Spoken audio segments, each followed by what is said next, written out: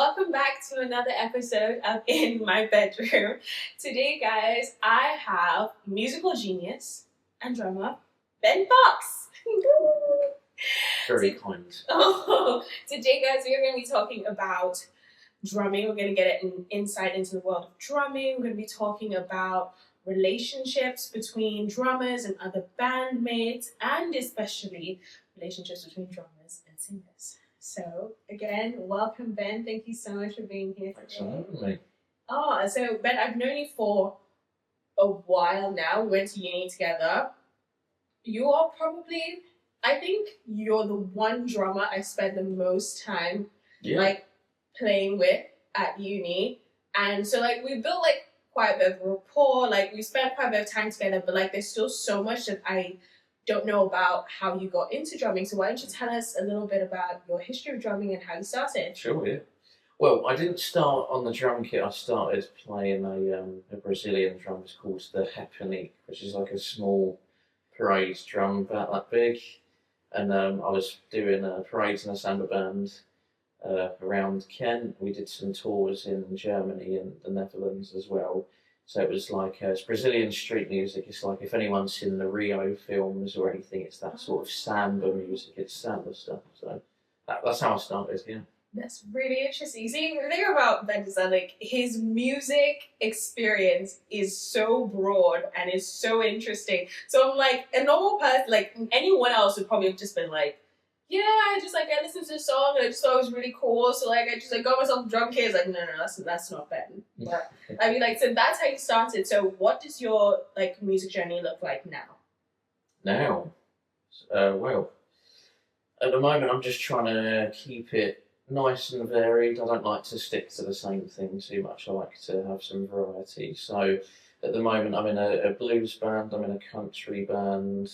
I work for an Algerian Rai artist where we do a mixture of Algerian Rai music with contemporary pop from the UK, Western sort of music. And then I recently toured in France with a Peruvian artist, Annette Saavedra. I don't know, I've never known how to pronounce her surname. She's got a really cool name though.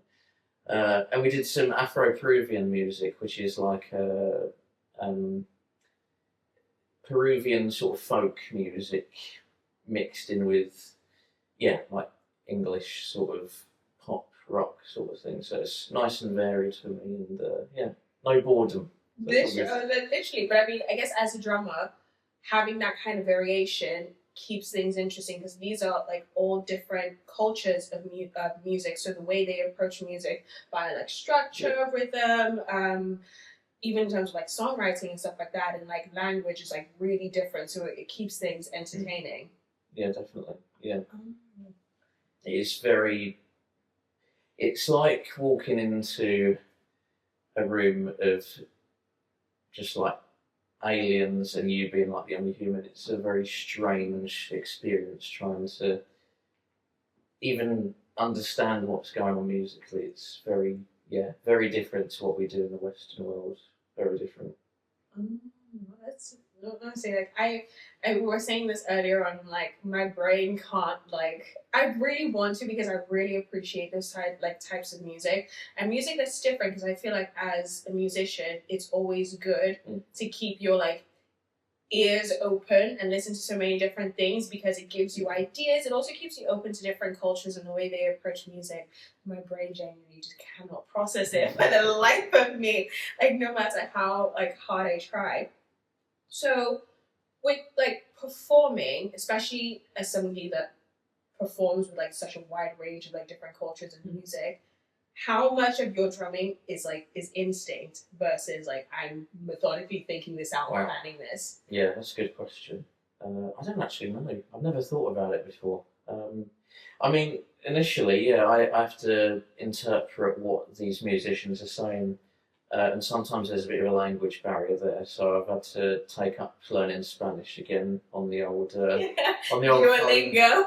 Going back to school because I cannot communicate with these guys, and they're so lovely, but it's just it's difficult when you can't both be on the same page. But you know, they'll sing rhythms to me and I can, you know, emulate it and stuff. But a lot of the time I'll sort of, you know, get it in rehearsal, start playing like a very broken version of it, and then when I get home then I can write it out properly, you know, practice it, get used to that feeling. But you are very conscious of where things are, especially I think probably most for me personally is with the Afro-Peruvian music, because it's also where the beat stresses. I mean, in our Western music, it's like, you know, the downbeat is beat one, we have a backbeat on 2 and 4, so it's like boom, boom, ah.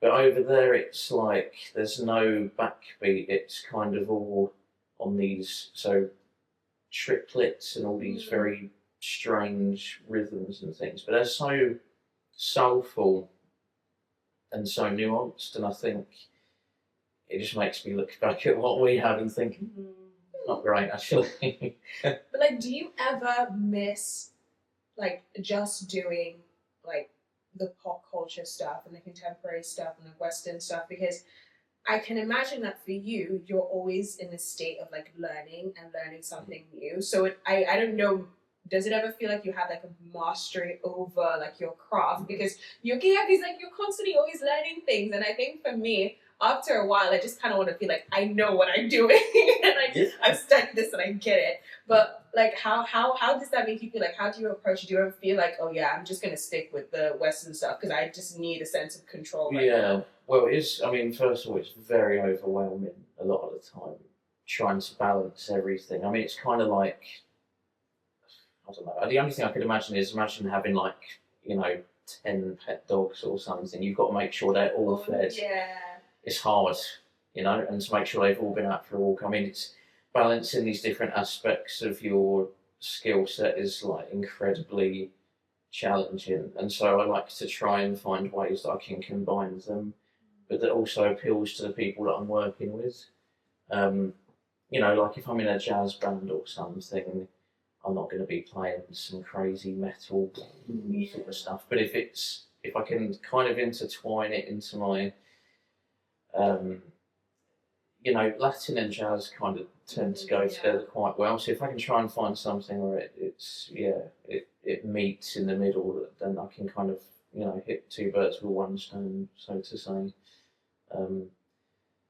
It's really tricky because it's like speaking English and then speaking Spanish and then speaking, you know, Algerian. It's all very different. Constant. You are the best man. I just wouldn't. I don't know, because I was having a conversation with someone earlier where I was very much like, sometimes I feel like I don't know anything, and I'm constantly just like going and constantly having to learn, and just showing up and being like trying to assert myself and come across as like I know what I'm doing, even though I don't. And then I go home and I'm scrambling to be like, okay, how do I do this? How are we gonna figure this out? We need to get this together and stuff. But that's, I guess, at the end of the day, that's what keeps it interesting. I've always kind of thought personally that drummers make some of the best producers. I'm very much like a rhythm person in terms of my interest, in terms of like the vibe. I pay close attention to it whenever it comes to like creating music. Yeah.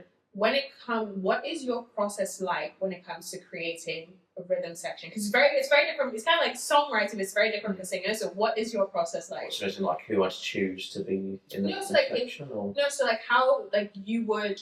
So yeah, I guess so. If you were kind of like orchestrating one, and like you were gonna be like, okay, this is how we're gonna. These are the people I want. This is what we're putting together. This is the way I want it to sound. Like how what's your process for that? Well, first of all, I'm a big believer in stylistic awareness and being authentic to that style of music. I think I've had situations where, you know, we're playing a smooth bossa nova, like that sort of, you know, very nice, chilled out Brazilian sort of ballad. And then someone starts slapping the bass. I'm like, whoa, what are you doing? That's just for funk. Not for chilled out Brazilian bossa nova, man. So it's completely changed the vibe. Yeah. Oh, 100%. And then it's just like, what is this? Like, it's very strange. It's like, I always like to compare music to like speaking because it is a language, and so it's like me sort of talking to you now and then being like, "Yeah, boats are cool." It just makes no sense at all. It's like, whoa, what? Well, where did we go? How did we get there? So be aware of your context. Mm-hmm. You don't have to necessarily listen to a lot of it, but just be aware of what is going on, and try and be in the moment, which is really important. So with a rhythm section, I need to know that they are able to do those sorts of things.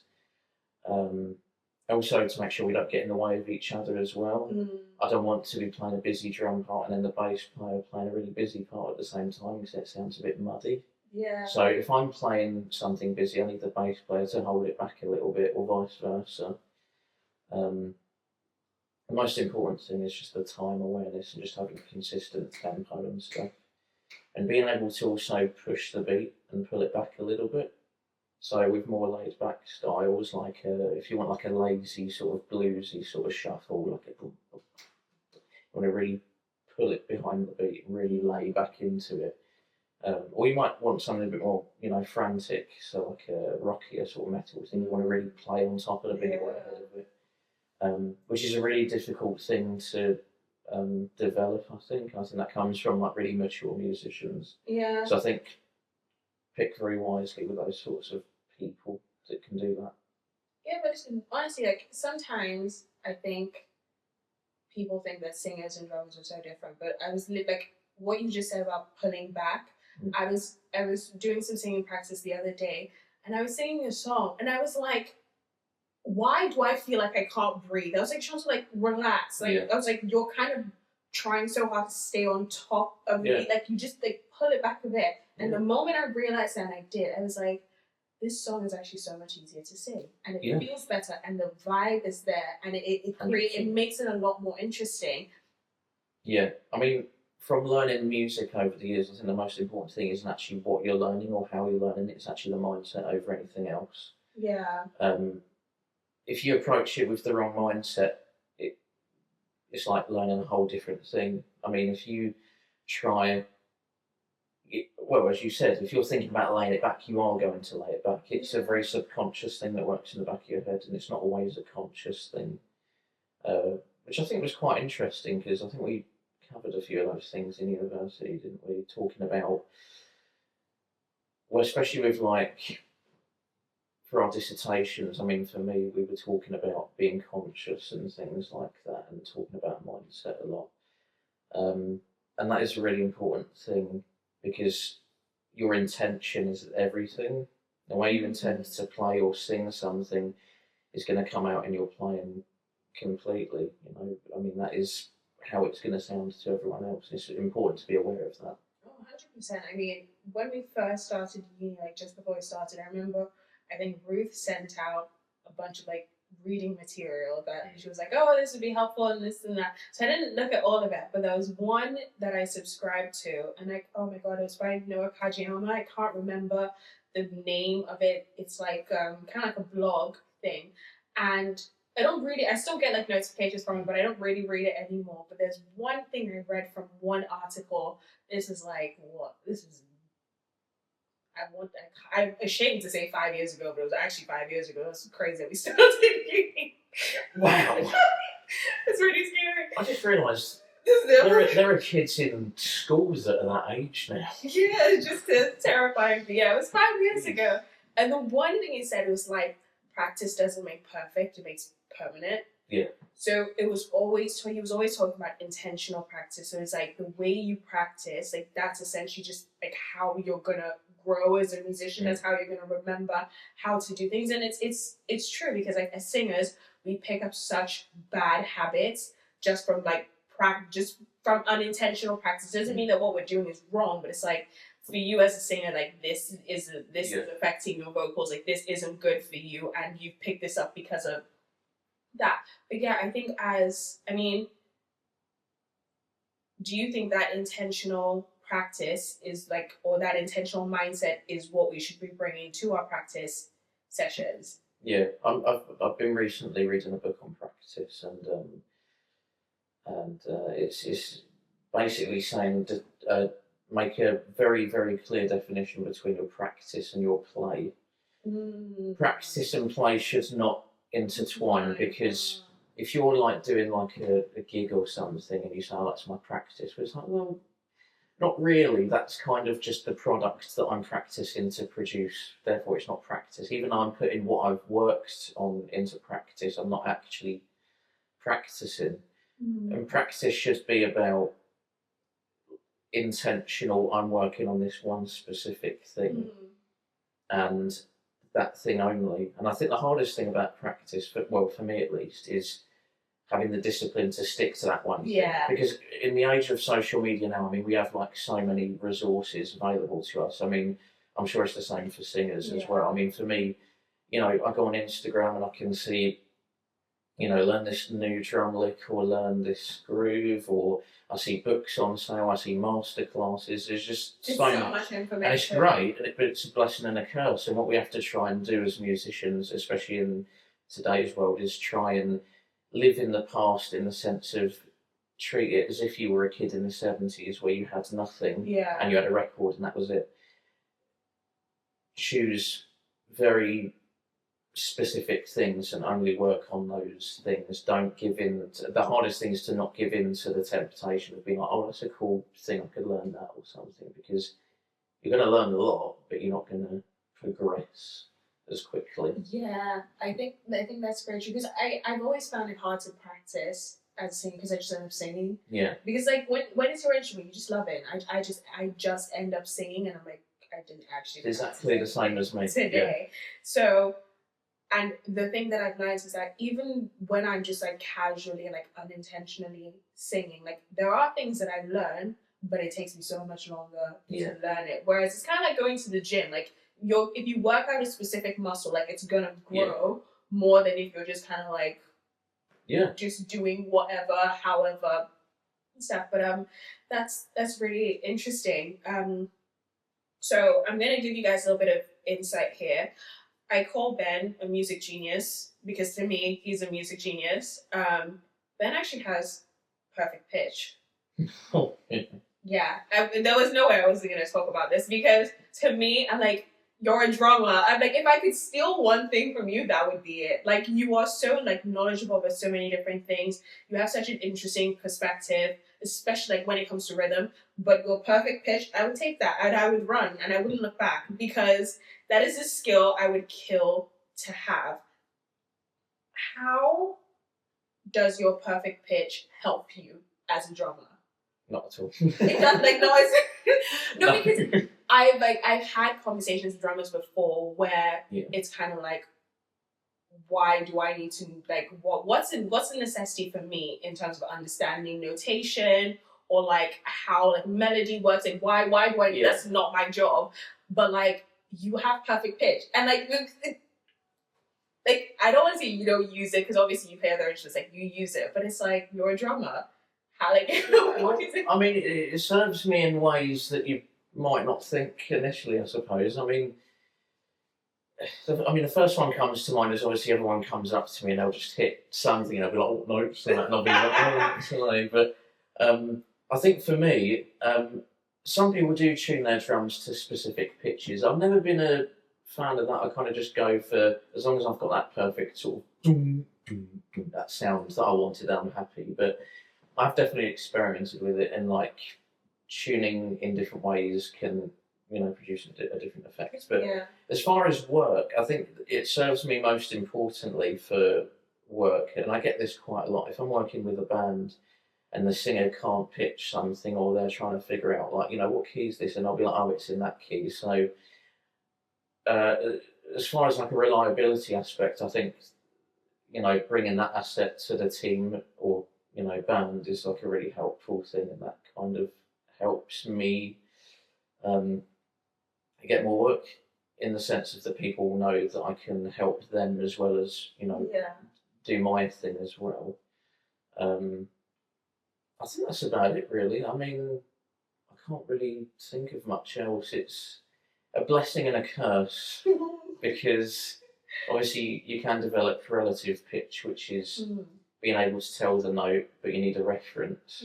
So someone could play like an A on a keyboard, But then as soon as they've got that A implanted in their head, they can play any other note and they'll figure out what it is, which is a really great skill, and in my eyes is more impressive than perfect pitch, because you've had to develop that. Obviously, you can't develop perfect pitch. Yeah, because I was about to ask you, like, how did that come about? Like, one day you're just like, oh yeah, I just know that's a B flat. Like, Well, I started taking music theory lessons when I was a kid in school, and it was like classical music theory. And they played a note on the piano. I said, "Oh, that's nice." She was like, "Oh, you must have perfect pitch. Let's try this note." And I was like, "Yeah, that's the right note." So it was just a by accident discovery.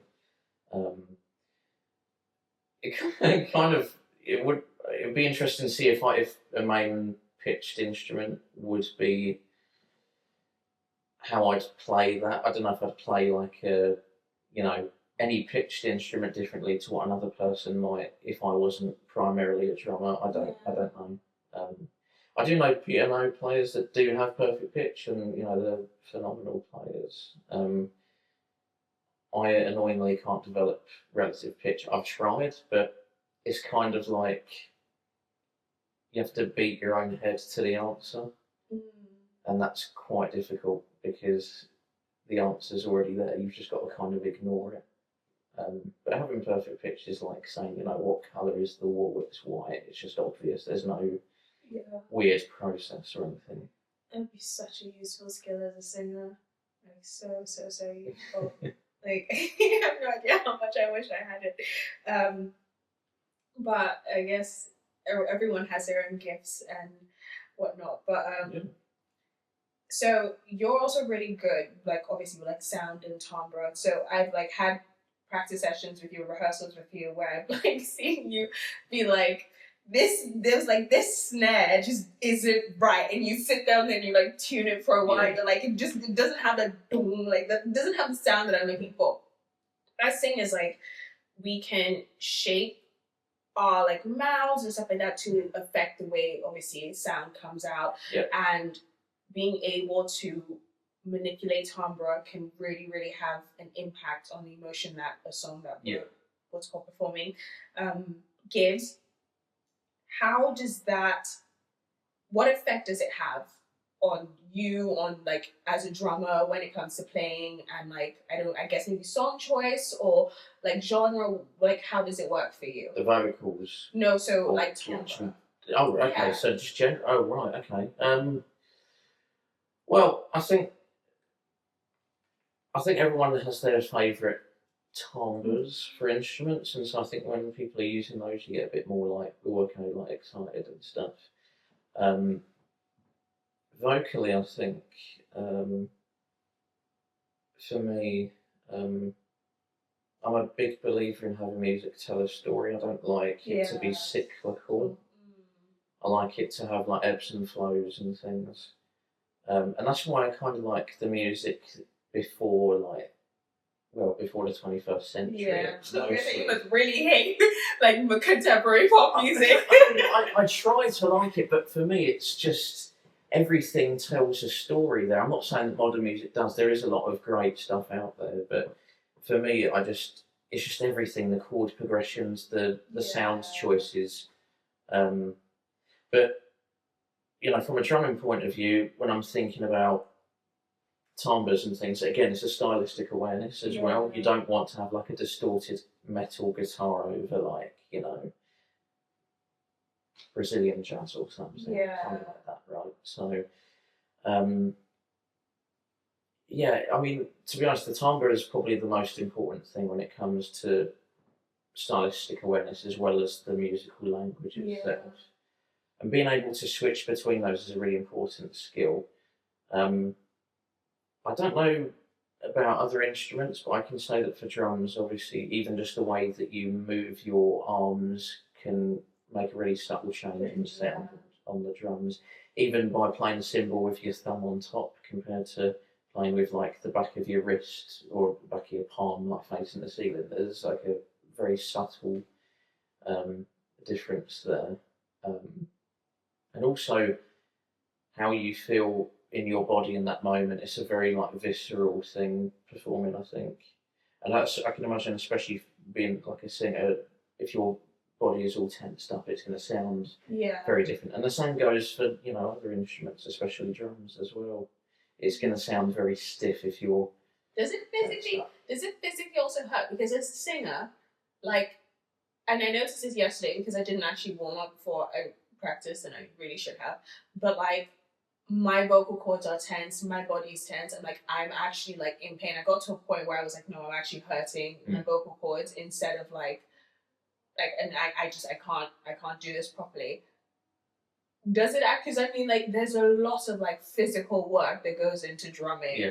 Like, I'm like, I would have died by now because I wouldn't be able to breathe after some of those sets because there's a lot of physical work that goes into it.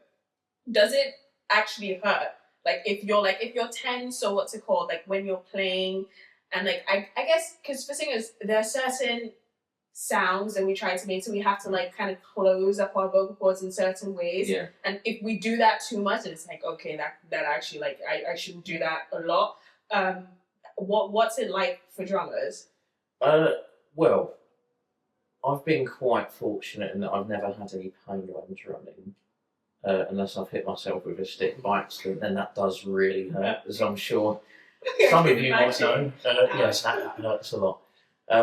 If you're experiencing pain whilst strumming, that's probably a sign that you're either using the wrong muscles or you're tensed up or something. So eventually that's going to cause some sort of damage. I get aches sometimes. I think the most important thing for me specifically has been posture. I've always had quite a hunched over sort of posture. Those chairs are so. How do you guys sit on those chairs for so long? Yeah. So when I teach my drum students, I always tell them to be very centered. You need to be aware of your center of mass in your body. So when you're sitting down on a stool like that, obviously there's no backrest like what we've got in here. It's a stool. Yeah.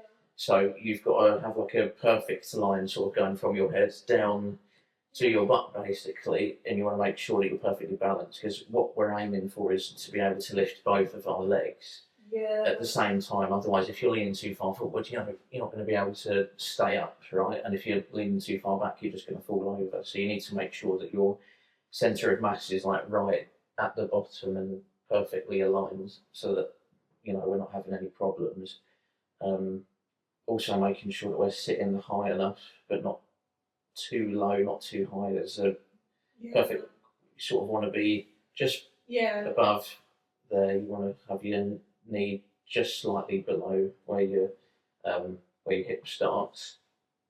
As far as hands go, I think I see a lot of kids, especially students of mine, sort of play with their finger while holding the drumstick, which is a bit strange. But I say the most important thing is to always make sure your hands are always touching the stick and every single finger, because that way some people stick their little finger out while playing, and that's going to cause some damage as well. So it's basically just be as relaxed as you possibly can. I mean, I always think, sit down and imagine you're drying your hands. It's that sort of, and shaking them dry. It's that sort of just very relaxed motion. I always get my students to pull the stick out of my hand, and they're surprised when it just comes like straight out of my hand. It's not like I'm gripping or anything. The grip is really important. I think the term, because people say, how do you hold the sticks? What is your grip? I think grip is the wrong word. It's more of a resting place, really. Sometimes I get a bit of an ache here. I don't know what muscle that is. I'm not too. No, but I can imagine if it's going to be like, but that's kind of like a physical thing that you just train over time, I think. And funny you saying about the gym earlier. I think that's a really good analogy for musicians. I mean, because I also go to the gym, and I think it's really helpful in every way. I think mentally, especially. Physically as well. I mean, doing a lot of exercises can help strengthen your muscles, but also increase your endurance, and especially for a drummer, that's really important. 1,000%. And it's so interesting that you said all of that, because for singers, we have something very similar. So for us, it's about like sitting, having that upright position because of breathing. Because that posture is so important, because the amount of air that we have to take in and be able to use for certain notes, especially like longevity of notes and stuff like that, especially when we have to do things like catch breaths and stuff like that. It's so important that we're in a position where we can actually take in that air and hold it in and utilize it the best way we need to. Okay. And like, so for me, whenever it comes to gym, I'm very big on like cardio because of that endurance. Because in an interesting way, because I guess exercise in the gym, like working out and training those muscles, is so important because even like when we practice, practicing on drums, you are training those leg muscles, you are training your back muscles to be like, you stay here and you do not move. You're okay, don't do anything. You're training all your muscles, and I think in the gym is an extra way of doing it. But I don't know, it's so, like, I came into this like waiting to have this conversation because I'm like, I've worked with drummers before, and drummers and singers like, I think we get along great. We're so similar in so many ways. But like having this conversation, I'm like, oh wow, I didn't realize like just how similar we actually like are in terms of like posture and everything. I mean, now we've spoken about it a little bit more, I think out of all of the band members, I think the vocalist and the drummer are probably the most in touch with themselves and their body. Yeah. Being aware of like how, I mean, not necessarily how everything works, but just being aware of how everything feels to play or sing. Right. No, I completely agree with you. And I would actually like to sit down for a second and actually talk about the fact that I would love to know where this kind of like this belief that like drummers and singers don't get along well came from. Because especially when it comes to production, drummers are like my best friends. Like, because I'm like, I care so much about rhythm, and I come from a culture where rhythm is so important. Like, it's a very key part of the music that we create. So I've grown up as a rhythm girl. If a song has a good groove to it, best believe I'm probably gonna love that song. So when it comes to production work, drummers are the people that I tend to go for. If I find out that a producer also drums, I'm more likely to probably go with them because, well, that's just like a stylistic choice for me. And also when performing on stage, the drummer is can we just get this? Like, I'm sorry, singers, please, somebody agree with me. The drummer is my best friend because if I lose my place, that's the first person I'm going to, because I'm like, you're gonna tell me where we are, you're gonna maintain the structure. Or like, I feel like if you have really good communication between your bandmates, even if I'm lost and you're not, you can do something that's gonna help me like bring it back. So even if like, for example, let's say I'm singing the verse and I completely forget that there's supposed to be like a pre-chorus just before the chorus, and I start singing the chorus, like, you know what to do structure-wise to make it look like I didn't mess up. So I'm like what is your perspective on it? Because obviously you've done a lot more like live performing than I have. So how has it been for you? What's your experience been like? Well, I think, obviously structure is probably the most important thing, especially as a drummer. I mean, besides, keeping time. I mean, at the end of the day, if there's one core thing that's the most important thing, as long as you can just keep good, consistent time and make it feel good, The second most important thing, well, in my eyes at least, is, I mean, obviously our responsibility is to mark each, distinguish the difference between each section, right? So, very stereotypically, it'll be verses, a bit more chilled out, and then the chorus is a bit louder. I've never really paid attention to structure in the sense of I'll never write it out. I kind of just let my body do it and just internalize it. I think because if I'm too busy thinking in my head about, right, 1, 2, 3, 4, like I've got this amount of bars until the next section, and I'm too busy thinking about that, and I'm not being in the moment and being creative. So I like to internalize the music first and then know straight away what's happening and not even have to think about it, so that I have room to mentally think about it. Vocalist, I'm always listening to, whether it be the phrasing or certain words in the lyrics. I'll be like, oh, okay, right, that's a cue to go into the chorus or something. Vocals are just so important, besides obviously being the lead part of the track or whatever. It's personally for me a guide, and also the way that the singer changes, you know, I don't know what the word is, like pronunciations or things Yeah. like that. Small things like that can tell me if we're going into the chorus or not. Yeah. The chorus might be slightly more, maybe louder vocally, or I don't get any of the science behind this stuff. No, It's yeah, crazy. it's kind of like if I might lead into like a chorus. So if I'm singing like softly for like a verse or like a pre-chorus, like my voice will like gradually get louder, or maybe like the pace might change and like phrase. Like it's honestly it's so interesting. Like I think people underestimate just how much structure goes into singing. Like the other day when I was practicing, I was kind of like, okay, so there's a song that I'm working on that I have to like do like a live session for, and I was like, okay, I actually need to sit down and structurally map out how I'm going to sing each part, because even though a lot of it is kind of like in the moment, how you feel and really being in tune with yourself, understanding I'm going to sing this bit softly, or I've intended to sing this bit softly and I've intended to sing this bit like louder, helps with one like pitch. It helps you with breath control, because there are some like some phrases for some songs that I'm like, I need to figure out where and when I'm gonna breathe in this. So really like there's just so much structure involved, and I think so obviously it's kind of like second nature to a drummer. So a lot of those tiny little cues you pick up on and you're paying attention to. I don't want to say more so than maybe a guitarist or a bassist, but I think in a lot of ways more so than them, because like I said, it's second nature to you. Yeah, I mean, I always like the saying that the band is only as good as its drummer, not being that the drummer is the best musician, because that's not the case. It's more it's that, but it's also because, you know, people. I mean, my philosophy is people don't dance to treble frequencies, people dance to bass frequencies, because that's the frequency that you feel in here, that's what you feel in the ground if you're at a concert, it's what you feel on the drum kit when you're playing that, you know, that bass drum, you can feel that, you know. Yeah.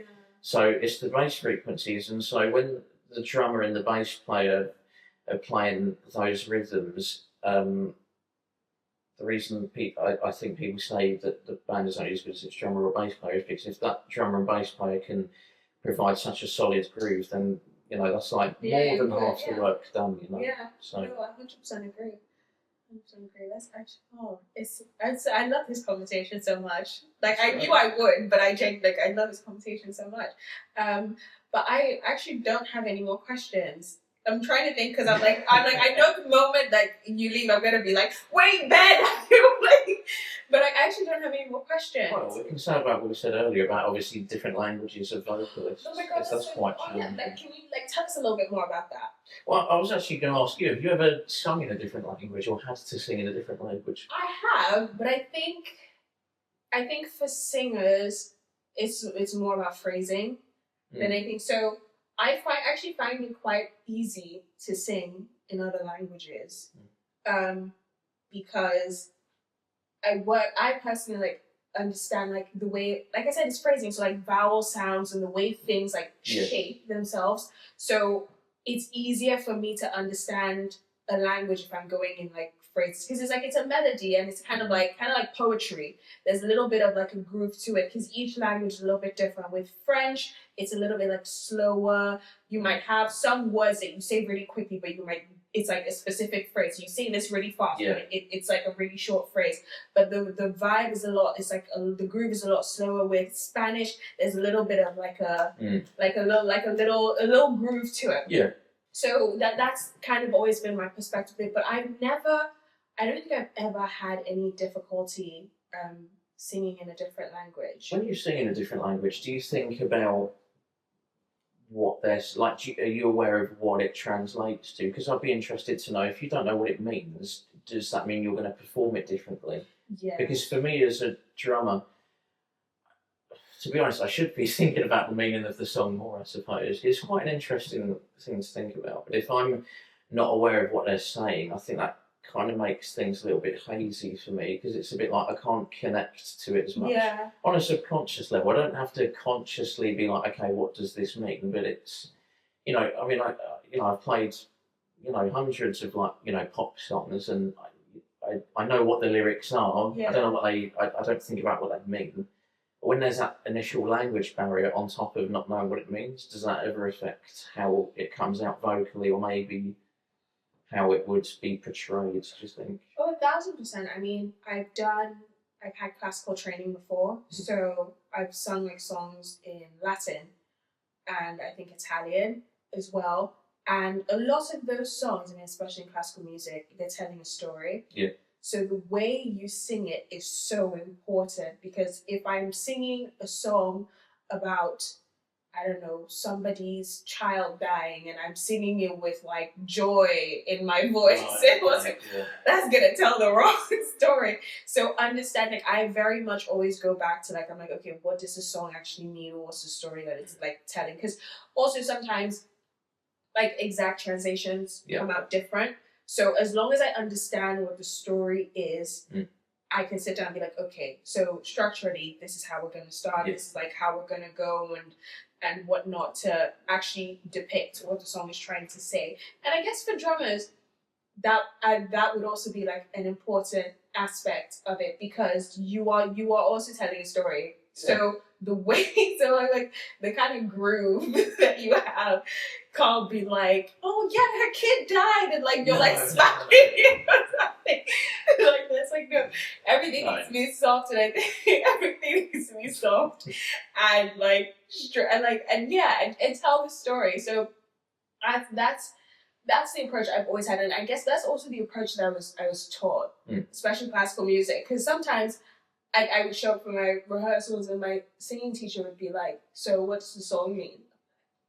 Really? Yeah, like she'd ask me, she's like, "So, what does the song mean?" And I'm like, I don't know. And then she would tell me, and I'm like, "Oh my god, this is a really sad song." And she's like, "Yeah, so this is why we are singing it like this." Even one, I think when it comes to singing, there is the overall choice, like style that you're gonna sing the song in, and then there's also like the in-between style. So you might choose to sing an entire song like piano, like soft and like soft and easy, but then there might be a section of it where it's like, no, we actually need you to go like just a tiny bit like forte on this, just a tiny bit, but the entire song should be cancer. That kind of thing. So understanding, I'm like, okay, they're choosing to do this at this specific point because this is what the song is saying, and this is what this word or this phrase actually means. And the emotion is also there when you're singing, and you're actually able to tell that story a lot better because you understand it. Yeah, I mean, a really important thing about musical language, especially, I think this applies to all instruments, is you can take one phrase or one idea, one lyric, whatever, but you can perform it or execute it in so many different ways. Yeah. I mean, vocally, there's probably 1,000 different ways you could say or sing a word. For drummers, you could take two notes and you could play it on a different drum. You could change where it occurs in the bar. You could change the dynamics. And it's really all of those tools that I think people need to be aware of, because I think a lot of people forget about dynamics, especially. I mean, that's really where the impact comes from, and that sort of stuff. I think it's really easy to get down the rabbit hole, and I'm definitely guilty of this, of going down like studying harmony and being like, oh wow, that's a really cool, chord voicing and stuff. And that's great, but as long as you're using it in a musical way, I think it's really important. I think you're right. I think a lot of it, sometimes I really have to go back to like my classical training and remember that there are so many different pieces to telling a story, like musically. Because sometimes I think we just get so caught up in just singing or like just playing. Yeah. And then we just play the song, and then what we're doing is good, but it's like, what emotion is coming out of this? So sometimes I kind of get just lost in the whole, I'm singing, I'm enjoying the song. I'm like, no. So like, what emotion? Like, how are you trying to make the audience feel? Well, you're acting. Exactly, because like that's how you're going to give a better performance. That's also how you're going to sing the song better, because everyone's voice is different. Everybody's style of playing is different. So I'm like, and I think learning obviously all the basics and then taking that and tuning it to how you function, how you play, how like I sing, and what's called it's a very personal matter. One, I feel like that's how people develop mastery over their own craft. It's like this is a foundation. Yeah. Let's take it and let's put all the pieces in my house in the way they fit. Strong foundation. Exactly. So I think approaching it that way and trying to remember, like, okay, there are actually dynamics to this. Like you should. I mean, something that my vocal coach at Kent actually told me was like, Chantel, you need to learn to utilize your what's the word I'm looking for? Your falsetto a lot more. She was like, and I was like, really? She's like, no, like you actually should, because as much as it's falsetto, I can do falsetto like loud and powerfully, and I can also do it really soft. And she was like, you are good at doing all the loud stuff, but you also need to, because I think whenever people think of dynamics, they just think loud. Yeah. And I'm like, there's also that soft aspect of it that's really important that people need to remember. Like, that's how you build character. That's how you create color and interest in music and when you perform. Yeah. And it's used a lot in classical music, but I think it can also be used a lot in Western music as well. Yeah, 100%. I mean, the most important thing is to be a musician and not a technician, sort of thing. Don't get into the too technical stuff. Be tasteful with it, but you know, you're not a singer, you're a musician, right? Yeah. Singing comes into being a musician, but it's not the whole picture, you know? Yeah. And that should be the same for all the other instruments. Yeah. You know, you need to think. I mean, a lot of great musicians always say to think like an arranger rather than like I am a drummer or I am a guitarist. You want to think about I'm the arranger. How does this need to sound? How does this need to sit in this music? Yeah. How, and you know, all those things, because that also means you can start pointing different things out and be like, oh, maybe we should tweak that a little bit. It might sound a little bit nicer. Which is really important for like being a producer or something, you know, especially. I'm just wondering though, do you actually find yourself putting yourself in that situation of the song? Like if the song is about, I don't know,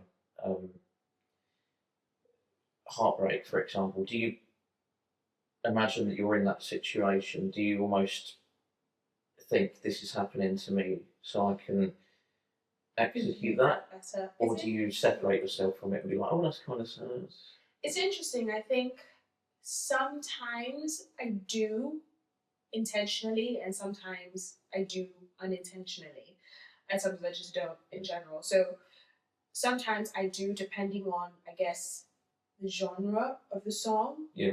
I guess depending on like the style of the song, I might be like, okay, to give like, and also I guess where I'm performing, to give like a really good performance. Because for example, like if I'm performing in like a bar, like if I'm like really acting as I'm performing, people might not necessarily care so much. They might not be as interested in it. But if I'm performing in like, I don't know, like a cathedral or something, that just the ambience and the environment, like people are paying a lot more attention to like your face and like what's happening or what you're doing on stage. So I might choose to intentionally do it in a situation like that.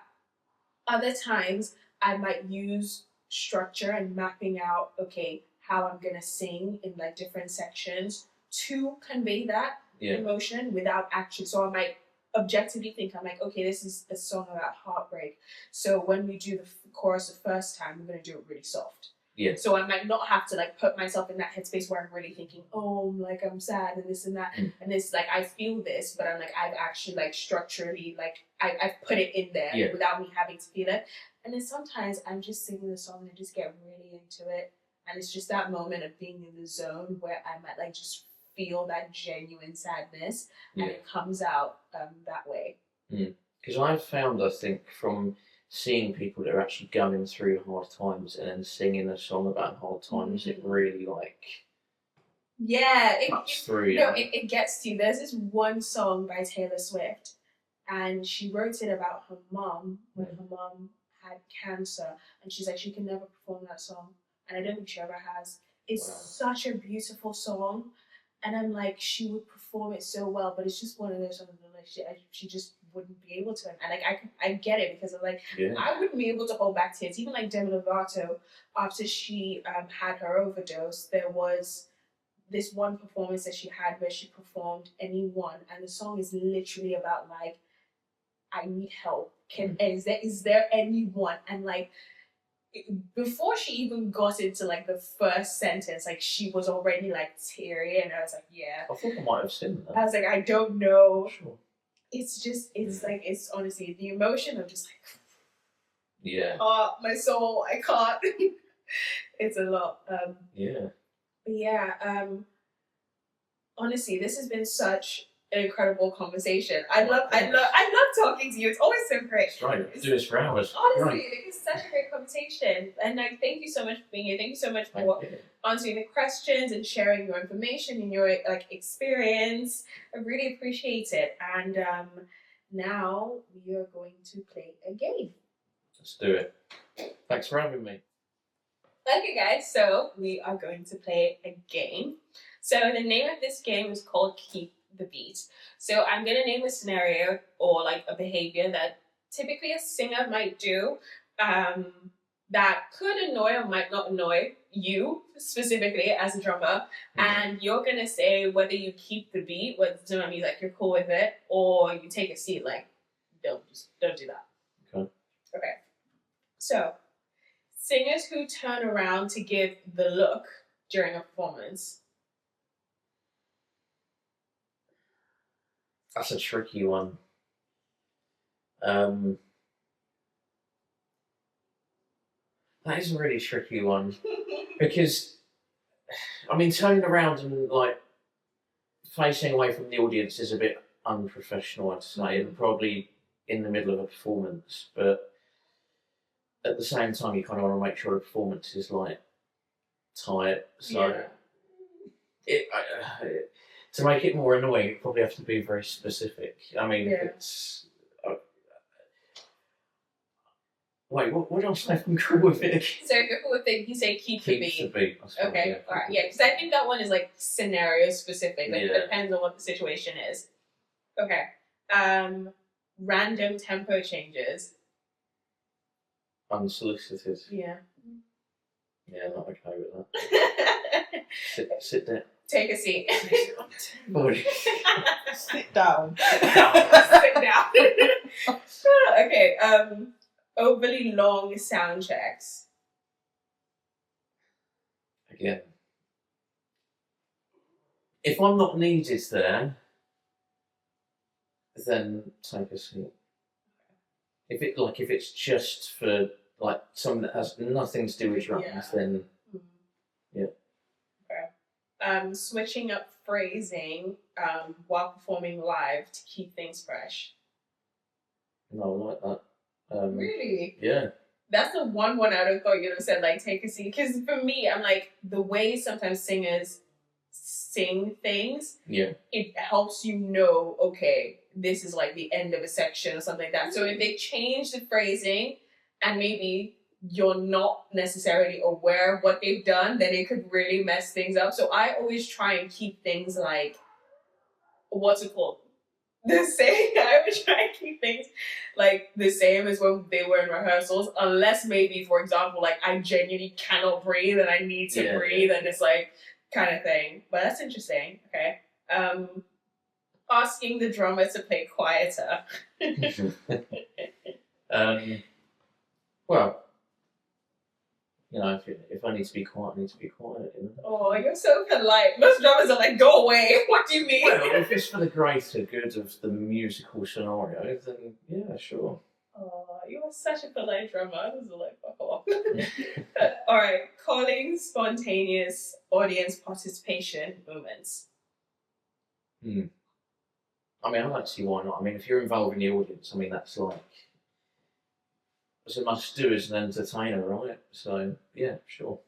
Okay, using reverb heavy mics for intimate gigs, like small intimate gigs. No, take a seat. Yeah, I agree with that one. Wearing in-ears but still turning around for cues constantly. Yeah, probably take a seat.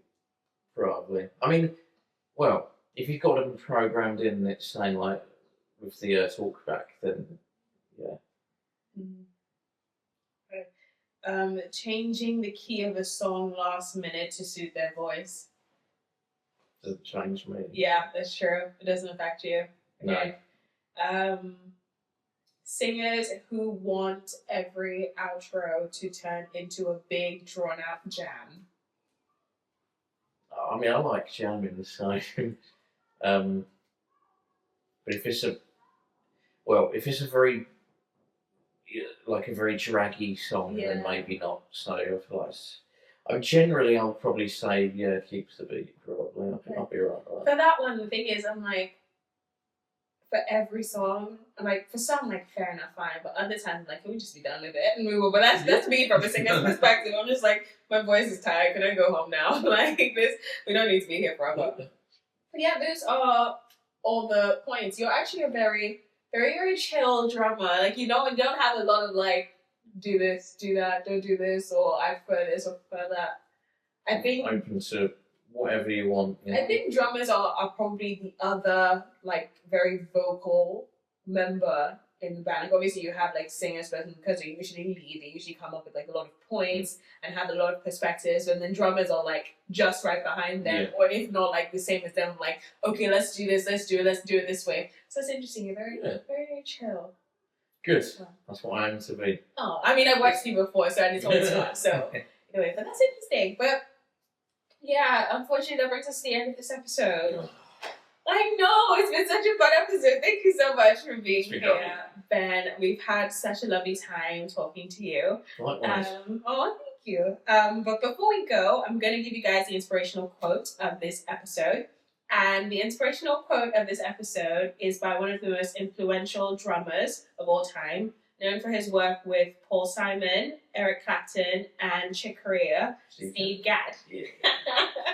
And it says, music is about listening. The more you play, the more the magic unfolds. So that is the inspirational quote. Thank you guys so much for listening and watching to this episode of In My Bedroom. I hope you enjoyed it. To listen to more of In My Bedroom, make sure to check us out on Spotify and Apple Podcasts and subscribe to us on YouTube. Thank you guys. Bye.